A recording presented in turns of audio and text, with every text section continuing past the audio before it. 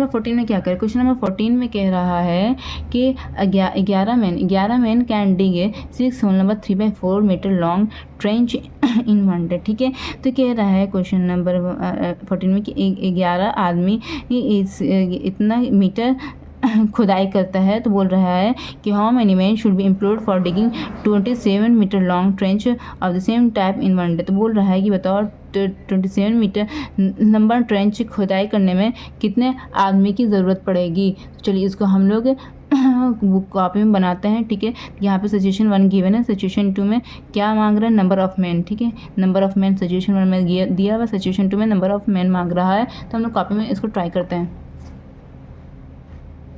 Question number 14 है ना, question number 14 हम लोग बना रहे थे। ठीक है, तो सिचुएशन 1 में क्या दिया? सिचुएशन 1 में नंबर ऑफ मैन, तो M1 लिख दिया ना, नंबर ऑफ मैन। ठीक है, नंबर ऑफ मैन क्या दिया हुआ सिचुएशन 1 में? 11। ठीक है, और सिचुएशन लेंथ ऑफ ट्रेंच क्या दिया हुआ? ठीक है, सिचुएशन नंबर 1 में दिया हुआ 11। ठीक है, 6 होल नंबर 3/4 मीटर। ठीक है, ये मीटर दिया हुआ है। ठीक है, सॉरी मीटर दिया हुआ है। तो इसको ना हम इम्प्रॉपर फ्रैक्शन में चेंज कर देते हैं। 4 6 24 प्लस 3 कितना हो गया? 24 25 26 27, ये 27/4 मीटर हो गया। ठीक है, हो गया। अब सिचुएशन नंबर 2, सिचुएशन नंबर 2 में ट्रेंच की लंबाई दी हुई है 27 मीटर दी हुई है। ठीक है, और यहाँ पर नंबर ऑफ मैन मांग रहा है। तो M2 हमको फाइंड करना है, नंबर ऑफ मैन हमको फाइंड करना है। तो जैसे कि हम आप लोगों को पूरे क्वेश्चन में इस एक्सरसाइज में बताते गए कि जो फाइंड करना होता है उसको राइट साइड लिखते हैं। ठीक है, तो यहाँ पर हम नंबर ऑफ मैन फाइंड करने के है, तो इट मीन्स मैन का डाटा हम राइट साइड लिखेंगे। तो सबसे पहले हम लोग सिचुएशन 1 से स्टार्ट करते हैं। सिचुएशन 1 में मैन का डाटा क्या? 11, तो 11 को हम राइट साइड में लिखेंगे। तो उससे कॉरस्पॉन्डिंग लेंथ क्या दिया हुआ? 27/4, 27/4 को इधर लिखेंगे लेफ्ट साइड। ठीक है, ये इतना पर निकला। ठीक, अब हम 1 पर निकालते हैं। ठीक है, जब 27 मीटर 27/4 मीटर खुदाई करने में 11 आदमी की ज़रूरत पड़ रही है, तो 1 मीटर खुदाई करने में जाहिर सी बात है कम आदमी की ज़रूरत पड़ेगी, है ना।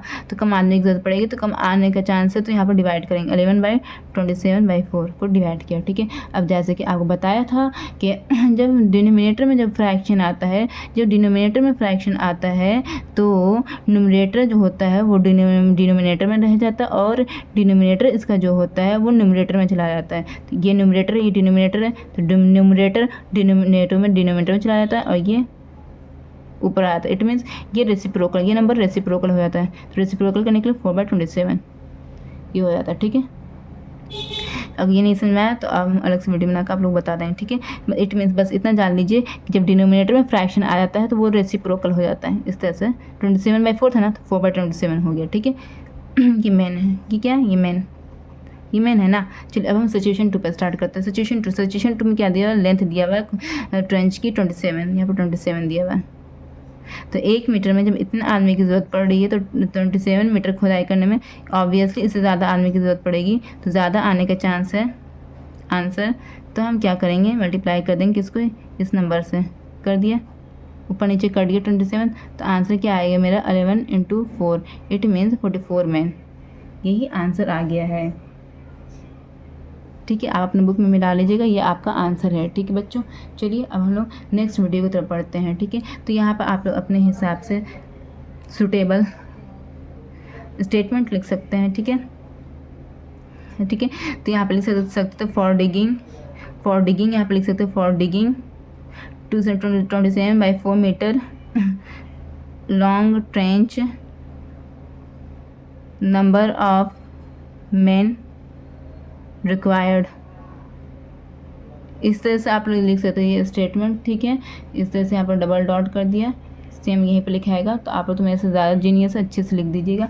चलिए हम क्वेश्चन नंबर 15 की तरफ बढ़ते हैं।